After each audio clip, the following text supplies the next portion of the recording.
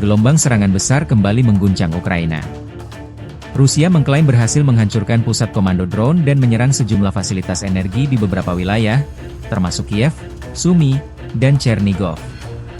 Kementerian Pertahanan Rusia menyebut bom FAB-500 dan rudal KH-39 digunakan untuk melumpuhkan target militer Ukraina.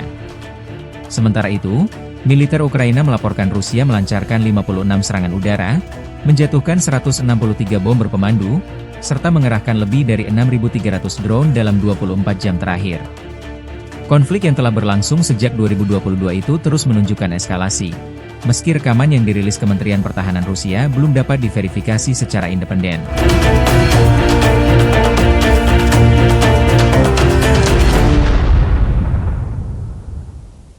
Pemirsa, Amerika Serikat dan Iran mencapai kesepakatan damai setelah kedua negara bertemu secara virtual pada hari Minggu. Sejumlah poin penting disepakati kedua negara termasuk penghentian perang secara menyeluruh.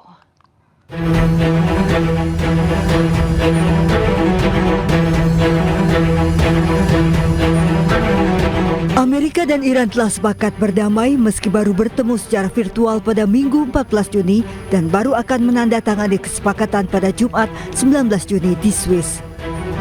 Tercapainya kesepakatan dua negara ini ditandai dengan asap putih yang keluar dari Gedung Putih sebagai tradisi yang selalu dijaga di Gedung Putih. Beragam spekulasi menyebut ada upaya agar Iran dan Amerika tidak mencapai kesepakatan, termasuk spekulasi isu perbedaan pendapat di pemerintah Iran. Namun isu ini dibantah tegas oleh Presiden Iran. شورای امنیت نشستن و با قاطعیت با تمام اکثریت قاطع به اصطلاح حالا مسبب کردم الانم دارم گفتگو میکنن که ببینن چجوری هر چیزی هم که سلاح باشه رهبری نشون بده همه ما هم سپاه هم بسیج هم نمیدونم دولت همه ما اطاعت خواهیم کرد. Dikutip dari kantor berita Mer Iran, sejumlah poin telah disepakati di antaranya. Berakhirnya perang secara menyeluruh, pencabutan blokade Amerika di perairan Oman.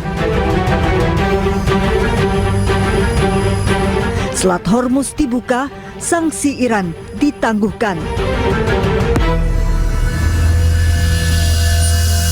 Rencana rekonstruksi Iran senilai 300 miliar dolar Amerika. Pencairan aset Iran yang dibekukan sebesar 24 miliar dolar Amerika yang setengahnya dibayar di muka. Serta pembicaraan nuklir dalam 60 hari. Sejumlah negara sudah menyampaikan dukungan dan ucapan resmi atas tercapainya kesepakatan damai Amerika dan Iran, termasuk dari Sekjen PBB Antonio Guterres. Pemirsa, Presiden Amerika Serikat Donald Trump mengklaim berhasil mendorong tercapainya kesepakatan besar yang disebut akan membawa perdamaian dan juga keamanan di kawasan Timur Tengah. Melalui unggahan di media sosial, Trump menyatakan banyak presiden telah mencoba untuk berdamai dengan Iran dan semuanya gagal. Para pemimpin kawasan ini untuk pertama kalinya menemukan presiden yang mampu membantu mewujudkan perdamaian sejati.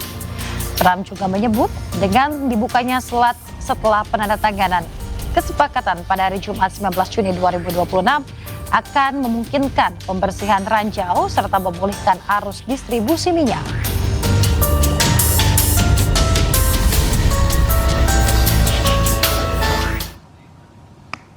Ya, pemirsa, tentara Zionis Israel mendirikan pos pemeriksaan di daerah pedesaan Quneitra di Suriah Selatan.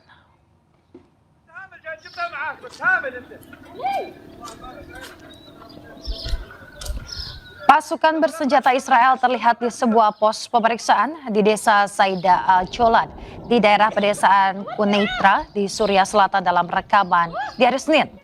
Peristiwa ini terjadi kurang dari seminggu setelah media lokal melaporkan bahwa IDF telah mendirikan pos pemeriksaan di jalan yang menghubungkan desa Saida al-Jolan dan juga al-Mufaras di pedesaan Quneitra Selatan.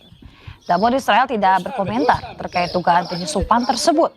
Menteri Pertahanan Israel Katz menyatakan tentara Israel akan tetap berada di zona keamanan di Lebanon, Suriah dan juga Gaza tanpa batasan waktu. Hal ini terjadi setelah Amerika Serikat dan Iran mengonfirmasi bahwa mereka telah mencapai kesepakatan untuk mengakhiri konflik mereka.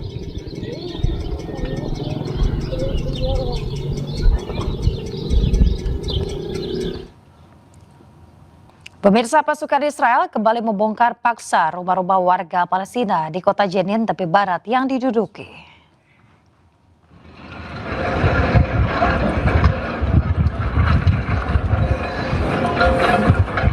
Pembongkaran secara paksa di kawasan kota Barta'a, kota Jenin, tepi barat Palestina dilakukan pada hari Minggu.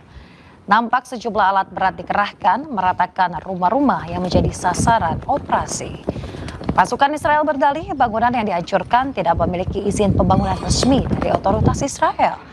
Dalam sepekan terakhir, sedikitnya 15 rumah di kawasan ini telah dibongkar paksa oleh otoritas Israel.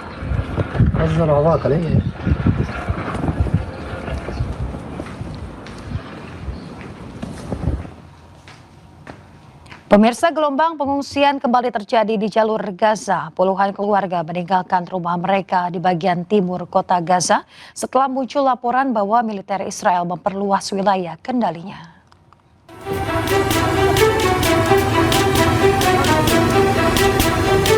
Puluhan keluarga terpaksa mengungsi dari lingkungan Al-Tufah dan Al-Sujaiyah di timur kota Gaza. Kawasan Al-Tufah memperlihatkan kendaraan yang dipenuhi barang-barang pribadi meninggalkan wilayah tersebut. Eksodus warga terjadi setelah muncul laporan mengenai perluasan wilayah yang disebut sebagai garis kuning, area yang berada di bawah kendali militer Israel dan membatasi akses warga sipil. زي ما انتم شايفين فيها مع الخط الاصفر امبارح قدموه تقريبا الساعه 2:30 بالليل والناس نايمه فعملوا ضجه هنا واليهود قربت وجد دبابات هنا وحطوا خط اصفر وحطوا كمان هنا خط وين النزوح الناس هنا تسرد ايش بدنا نسوي بدنا نروح حنبات هنا وحنضلنا هنا لو بده يجي 1000 دبابه هنا حنضلنا قاعدين مكاننا. Pergerakan tersebut menyebabkan puluhan keluarga terpaksa meninggalkan rumah mereka demi alasan keselamatan. Hingga kini, pemerintah Israel belum memberikan tanggapan resmi terkait laporan perluasan wilayah kendali tersebut. Teroris Israel sengaja membakar masjid, rumah dan kendaraan warga Palestina di kawasan tepi barat. Aksi pembakaran memicu kepanikan warga.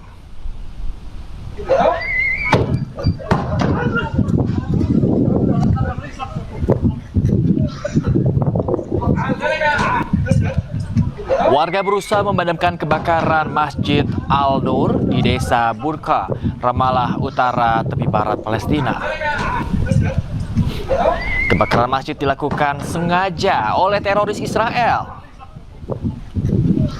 Selain masjid, pemukim ilegal juga membakar kendaraan-kendaraan warga yang terparkir di jalanan. Bahkan pada salah satu kendaraan yang dibakar, masih terdapat pengemudi dan penumpang di dalamnya.